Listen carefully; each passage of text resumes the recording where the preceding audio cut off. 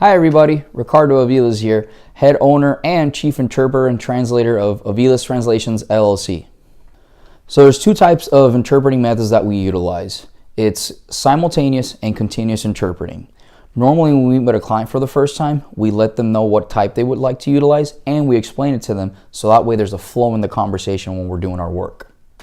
So let's talk about simultaneous interpreting. Simultaneous interpreting is basically when the interpreter is talking at the same time as the speaker and they are interpreting from one language to another in order for there to be a flow of the conversation.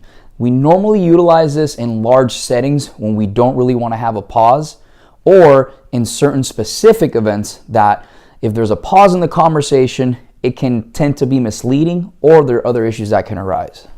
The second form of interpreting that we utilize is consecutive. Consecutive is basically when someone says a word, the interpreter talks, and then the other person answers, the interpreter talks, and the individual talks. Such as, hi, my name is Richard. Hola, mi nombre es Ricardo. And go on and so on and so forth.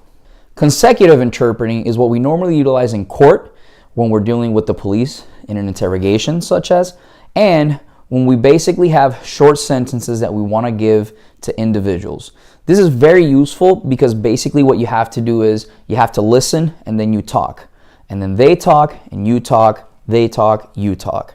And normally this is the most effective way that we've come to realize that a lot of individuals like when they have the time and the patience. And it's basically what you're going to be utilizing a lot of times. The best way to let a client know what type of interpreting method you want to utilize is by simply explaining this very briefly, and they can choose normally what kind of interpretation they want.